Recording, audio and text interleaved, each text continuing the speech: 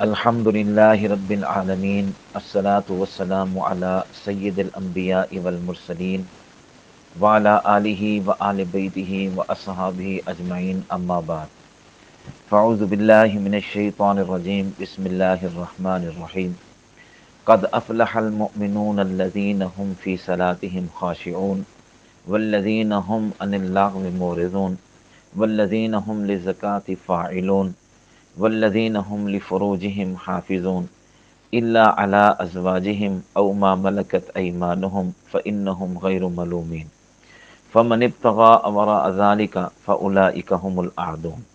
सदक़ल्लाहुल अज़ीम। मेरे वाजिबुल एहतराम सद एहतराम दोस्तों और बुज़ुर्गों, ये जो दर्स है मुख्तसर, मैं अभी सोच रहा था कि मैं किस चीज़ पर थोड़ी देर गुफ्तगू करूं, तो यही आयतें मेरे जहन में आई हैं, तो इस पर चंद बातें मैं अर्ज़ करूंगा। दुआ यह है कि अल्लाह पाक मुझे खुद भी और आप सबको भी इन बातों पे अमल करने की तौफीक अता फरमाए। हम चूँकि अल्लाह का शुक्र अदा करते हैं कि हम मोमिन हैं, ईमान लाए हैं, और अल्लाह ताला ने हमें माँ की गोद में ये बहुत ही बड़ा और प्यारा इस्लाम दीन हमें नसीब फरमाया है। वरना लोग कुत्ते, बिल्लियाँ, खंजीर खाते हैं और जब मर जाएं तो उन्हें आग में जलाया जाता है। कितनी खुशकिस्मती है, दीन इस्लाम की बरकत से हमें हलाल नसीब होता है। और जब बंदा फोत हो तो बड़ी इज्जत के साथ गस्ल दिया जाता है, कफन दिया जाता है, और फिर उसका जनाजा पढ़ने के लिए मोमिनीन आते हैं और दुआ करते हुए कब्र में दफन किया जाता है। ये सारी उस ईमान और इस्लाम की बरकत है जो अल्लाह ने हमें नसीब किया है। लेकिन जो आज मैं कहना चाहता हूँ वो ये है कि जब हम ईमान लाए हैं तो क्या कुछ ईमान के तकाजे भी हैं या नहीं हैं। मिसाल के तौर पर एक आदमी की नौकरी लग जाती है, तो क्या नौकरी लगने के बाद वो घर में बैठा रहे, ड्यूटी पर ना जाए, या उस नौकरी के या जिस महकमे में खड़ा है उसके कुछ तकाजे हैं, कुछ उसकी ज़रूरियात हैं, वो डिमांड करते हैं कि फ़लाँ काम तुमने करना है। अगर आदमी वो काम करे तो उसको तनख्वाह भी मिलती है, उसको तरक्की भी मिलती है। अगर महकमे में, तो अच्छे महकमे में उसकी नौकरी तो लग गई, लेकिन वो उस महकमे के जो तकाजे हैं वो पूरे नहीं करता, नौकरी पे नहीं जाता, घर बैठा रहता है, तो क्या ख्याल है उसको तनख्वाह मिलेगी? नहीं मिलेगी, बल्कि नौकरी भी ख़त्म हो जाएगी। तो इस तरह अल्लाह ने हमें ईमान के, इस्लाम के महकमे में दाखिला जो दिया है, तो क्या अल्लाह ने हमसे कोई तकाजा भी किया या नहीं? अगर अल्लाह ने वो तकाजा जो किया है अगर हम पूरा नहीं करेंगे तो हमें कहाँ से जन्नत मिलेगी, या अल्लाह हमें हमसे राज़ी होगा? फिर उल्टा सज़ा मिलेगी जहन्नम की। तो पूरे ईमान के तकाजे क्या हैं, ये सारा कुरान और हदीस बताता है। तो आज की जो मैंने आयतें तिलावत की हैं, ये सूरतुल मोमिनून की इब्तदाई आयतें हैं। ये 18वें पारे के बिल्कुल शुरू में आई हैं। इन आयात में अल्लाह ताला ने मोमिनों की कुछ सिफात ज़िक्र की हैं, जो अल्लाह ने उनसे तकाजा किया है कि मोमिन ये काम करें। और मोमिन सही माने में लोग कौन हैं, उनकी सिफात क्या हैं, वो क्या काम करते हैं और किन कामों से बचते हैं, अल्लाह ताला ने इन आयात में उनको ज़िक्र फरमाते हुए ये ज़िक्र फरमाया है कि जो मोमिन इन सिफात का हामिल होगा वो दुनिया और आखिरत में कामयाब होगा, फलाह हासिल करेगा। इन आयात की इब्तदा ही में अल्लाह ने इन अल्फाज से कद अफ़लहल मुमिनून, अल्लाह ने फलाह का ज़िक्र फरमाया है कि वो कामयाब हो गए जिनके अंदर ये सिफात होगी। जो मुसलमान इन सिफात को अपनाएगा वो कामयाब होगा। अब फलाह का मतलब क्या है? उर्दू ज़बान में फलाह का जो तर्जमा है वो आम तौर पर किया जाता है कामयाबी, इसलिए हमारे पास उर्दू ज़बान में इसके माना अदा करने के लिए कोई और लफ्ज़ मौजूद नहीं है। फलाह का माना कामयाबी है, इस वजह से मजबूरन इसका तर्जमा कामयाबी से कर दिया गया है कि इसके अलावा कोई और तर्जमा बनता ही नहीं। फलाह का माना कामयाबी है, लेकिन हकीकत में अरबी ज़बान के लिहाज से और कुरान करीम की इस्तिलाह के लिहाज से फलाह का मफहूम जो है वो इससे बहुत बड़ा वसी है। इस लफ्ज़ के असल माना ये है दुनिया आखिरत में खुशहाल होना, दुनिया और आखिरत दोनों की खुशहाली के मजमूए को फलाह कहते हैं। तो अल्लाह ने फरमाया क़द अफ़लहल मोमिनून, जो आदमी ये सिफात इख्तियार करेगा گویا کہ وہ دنیا میں بھی کامیاب ہوگا، آخرت میں بھی کامیاب ہوگا۔ یہی فلاح کا لفظ ہم روزانہ 5 مرتبہ جو اذان ہم سنتے ہیں اس کے اندر بھی یہ فلاح کا لفظ ہم سنتے ہیں کہ مؤذن 5 وقت کی اذان میں یہی کہتا ہے حی علی الفلاح، حی علی الفلاح۔ وہ لوگوں کو کہہ رہا ہوتا ہے دکان والو دکان میں فلاح نہیں، تجارت والو تجارت میں فلاح نہیں، وزارت والو وزارت میں فلاح نہیں، بادشاہوں کرسیوں میں فلاح نہیں، عہدے والو عہدوں میں فلاح نہیں، نوکریوں والو نوکری میں فلاح نہیں، جو کسی چیز کے اندر مبتلا ہے اس میں فلاح نہیں۔ حی علی الفلاح۔ اگر دنیا اور آخرت کی کامیابی چاہنا چاہتے ہو تو اللہ کی طرف سے یہ ندا ہے، آؤ مسجد میں اللہ کی عبادت کرو، دنیا اور آخرت میں کامیاب ہو۔ جہاں اللہ کہتا ہے حی علی الفلاح، آؤ کامیابی کی طرف، تو اس طرف ہم جاتے نہیں، ہم اپنے اپنے کاموں میں اپنے اپنے باتوں میں مشغول ہوتے ہیں، اور جہاں فلاح کا لفظ ہے وہاں جاتے نہیں، اور پھر کہتے ہیں ہم کامیاب بھی ہونا چاہتے ہیں۔ یہ کبھی نہیں ہو سکتا بھائی، جہاں فلاح ہے وہاں تو تمہیں بلایا جاتا ہے، جہاں فلاح نہیں وہاں تم لگے ہوئے تو تمہیں کیسے فلاح ملے گی دنیا اور آخرت کی۔ اور اسی طرح سورۃ بقرہ میں اللہ نے فرمایا اولئک علی ھدی من ربہم واولئک ھم المفلحون۔ جو لوگ تقوی اختیار کرتے ہیں، آخرت پر ایمان رکھتے ہیں، قرآن کریم پر اور قرآن کریم سے پہلے نازل ہونے والی تمام کتابوں پر ایمان رکھتے ہیں، یہی لوگ اللہ کی طرف سے ہدایت یافتہ ہیں اور یہی فلاح پانے والے ہیں۔ لہذا فلاح کا لفظ بڑا جامع ہے کہ دنیا و آخرت کی خوشحالی کو شامل ہے۔ کامیاب مومن کی صفات کیا ہیں؟ اس صورتوں میں اللہ پاک نے ذکر کیا۔ سورۃ المؤمنین میں یہ کہا جا رہا ہے کہ وہ مومن فلاح پائیں گے جن کے اندر یہ صفات ہوں گی جو آگے مذکور ہیں۔ پھر ایک ایک صفت کو بیان فرمایا کہ وہ مومن فلاح پائیں گے جو اپنی نماز میں خشوع اختیار کرنے والے ہیں اور بےہودہ اور فضول باتوں سے اعراض کرنے والے ہیں، اور زکوٰۃ ادا کرنے والے ہیں اگر اللہ نے ان کو مال دیا، اور اپنی شرم گاہوں کی حفاظت کرنے والے ہیں، اور اپنی امانتیں اور اپنے وعدوں کو پورا کرنے والے ہیں۔ یہ ساری صفات ان آیات کریمہ میں بیان ہوئی ہیں۔ ان میں سے ہر صفت تفصیل اور تشریح چاہتی ہے۔ ان صفات کا مطلب سمجھنے کی ضرورت ہے۔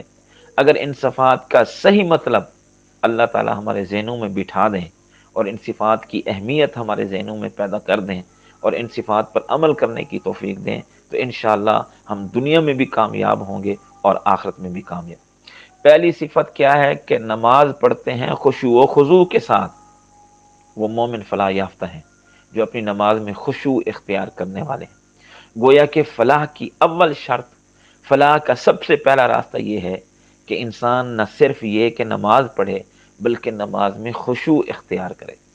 سب سے پہلے تو مومن ایسے ہیں، ہم ایمان والے، ان کی اکثریت نماز ہی نہیں پڑھتی۔ 85% مسلمان بے نمازی ہیں، اور ان میں 10% ایسے ہیں جن کو آتی نہیں، اور ان میں 5% ایسی ہیں جو 5 وقت کی پابندی بھی کرتے ہیں، آتی بھی ہے، لیکن خشوع کی کمی ہے۔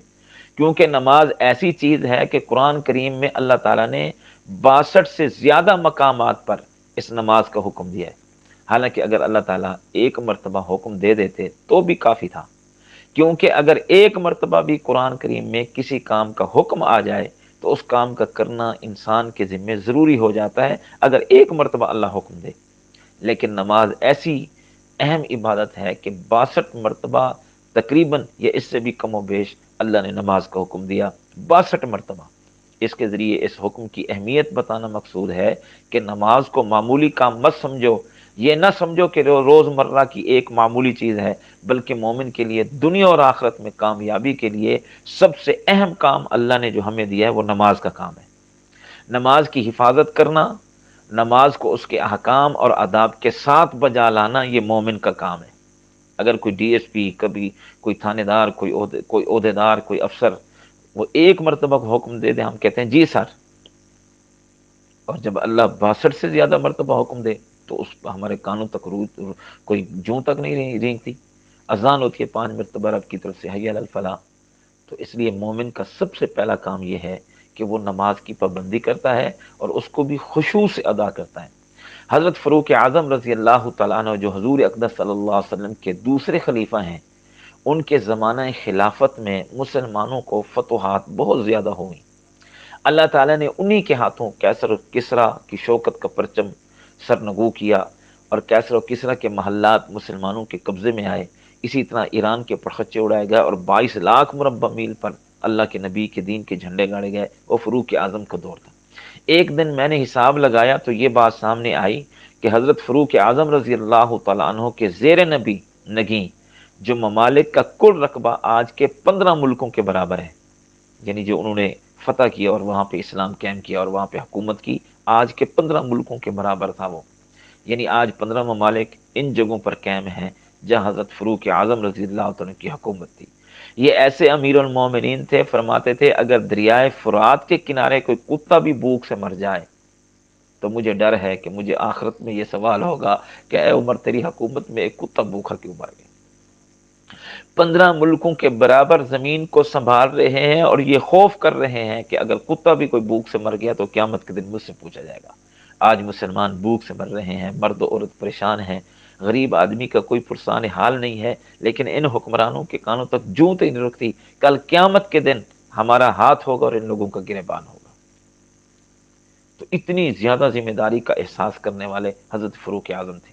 ان کے زمانے میں اللہ تعالیٰ نے مسلمانوں کو خوشحالی عطا فرمائی تھی، کوئی شخص ان کی حکومت میں بھوکا نہیں سوتا تھا، رات کو گشت کرتے تھے، لوگوں کے حال و احوال برداشت کرتے تھے، کوئی بیوہ ہے تو ان کے گھر کھانا جاتا تھا، کوئی یتیم ہے تو ان کی خبر گیری ہوتی۔ یہ ہے انصاف، سب کو انصاف مہیا تھا، عدل انصاف کا دور دورہ تھا، مسلمانوں کے ساتھ، غیر مسلموں کے ساتھ، مردوں کے ساتھ، عورتوں کے ساتھ، بوڑھوں کے ساتھ، بچوں کے ساتھ۔ انصاف کا عظیم نمونہ حضرت فاروق اعظم رضی اللہ عنہ کی حکومت میں پیش کیا۔ اور حضرت عمر رضی اللہ تعالیٰ کا سرکاری فرمان سنیں، اتنی بڑی حکومت کے جتنے فرما روا تھے اور مختلف صوبوں میں جتنے گورنر مقرر تھے، مختلف شہروں میں جو حاکم مقرر تھے، ان سب کے نام حضرت فاروق اعظم رضی اللہ تعالیٰ نے ایک سرکاری فرمان بھیجا، جتنے بھی ان کے گورنر، حاکم اور جتنے بھی پورے علاقوں میں، اب 15 ملکوں کے برابر کتنے ہوں گے۔ یہ فرمان حضرت امام مالک رحمۃ اللہ نے اپنی کتاب موطا امام مالک میں لفظ بلفظ روایت کیا ہے۔ اس فرمان میں حضرت فاروق اعظم رضی اللہ عنہ فرماتے ہیں ان اہم امرکم عند الصلاۃ فمن حافظها وحافظ علیہا حافظ دینہ ومن ضیعها فہو لما سواہ اضیع۔ میرے نزدیک تمہارے کاموں میں سب سے اہم کام نماز ہے۔ جس شخص نے نماز کی حفاظت کی، اس پر مداوت کی اور خشوع و خضوع سے پڑھی، اس نے اپنے دین کی حفاظت کی۔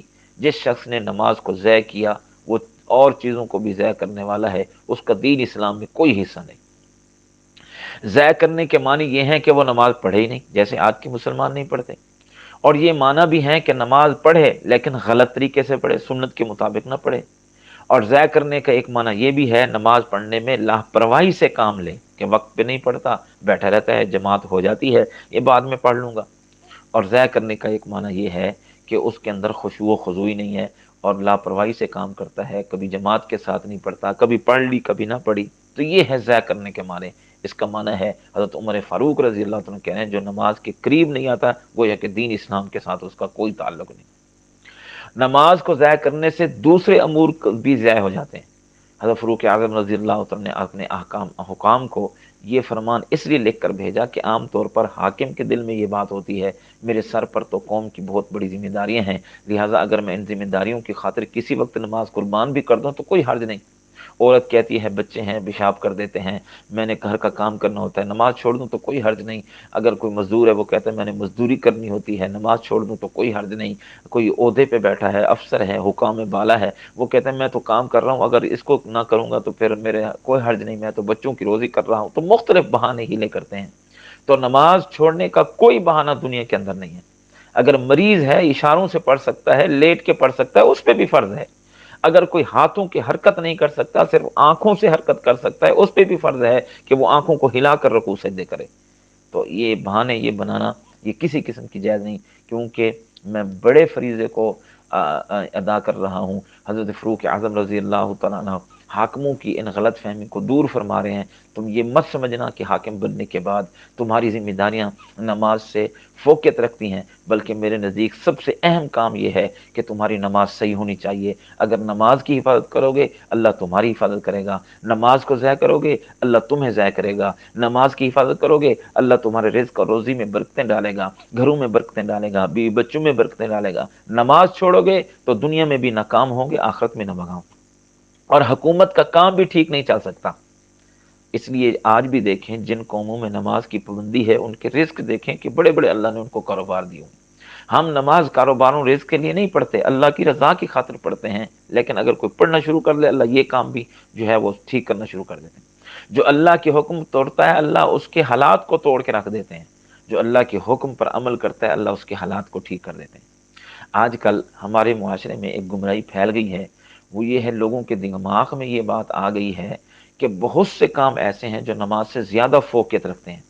خاص طور پر یہ بات ان لوگوں کے اندر پیدا ہو گئی جو دین کے کام میں مشغول ہیں، دعوت تبلیغ کا کام کر رہے ہیں، جہاد کا کام کر رہے ہیں، سیاست کا کام کر رہے ہیں۔ یہ رب سمجھتے ہیں، یہ حضرات سمجھتے ہیں یا ہم حب اہل بیت کا دعویٰ کرتے ہیں، ہم ماتم کرتے ہیں، جلوس نکالتے ہیں، یا میلاد النبی کے جلوس نکالتے ہیں، یا کوئی کسی قسم کا حضرت ابوبکر صدیق حضرت عمر کا کوئی نام کا جلوس نکالتے ہیں، یا ہم کوئی دین کی خدمت کر رہے ہیں، تو چونکہ یہ بہت بڑے کام ہیں، محبت اہل بیت، محبت صحابہ یا محبت رسول، یہ بڑے کام ہیں، اس لیے اگر ان بڑے کاموں کی خاطر جلوس میں جاتے ہوئے نماز چھوٹ گئی یا اس میں کمی آ گئی تو کوئی نقص واقع نہیں ہوگا، تو کوئی حرج کی بات نہیں، یہ لوگوں کے ذہن میں ہے۔ اس لیے آپ دیکھیں بڑے بڑے جلوسوں میں ہوتے ہیں نماز نہیں پڑھتے، کیونکہ ہم اس سے بڑے کام میں لگے ہوئے ہیں، دعوت تبلیغ، امر بالمعروف نہی عن المنکر، جہاد، سیاست اور جلسے اور جلوسوں میں ہم لگے ہوئے ہیں، اقامت دین کا کام ہے۔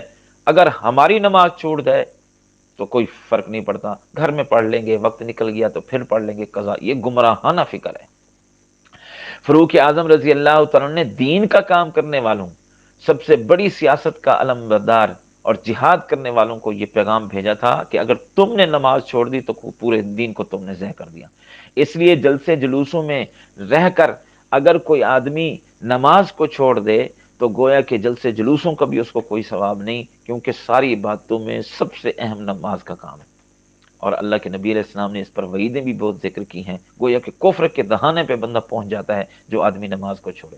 تم اپنے آپ کو کافروں پر قیاس مت کرنا، غیر مسلموں پر قیاس مت کرنا، یہ مت سوچنا کہ غیر مسلم بھی تو نماز نہیں پڑھے مگر ترقی کر رہے ہیں، دنیا میں ان کا ڈنکا بج رہا ہے، خوشحالی ان کا مقدر بنی ہوئی ہے، اور دنیا کے اندر ان کی ترقی کے ترانے پڑے جا رہے ہیں۔ یاد رکھو تم اپنے آپ کو ان پر قیاس مت کرنا۔ اللہ تعالیٰ نے مومن کا مزاج اور مومن کا طریقہ زندگی کافر کے مقابلے میں بالکل مختلف قرار دیا ہے۔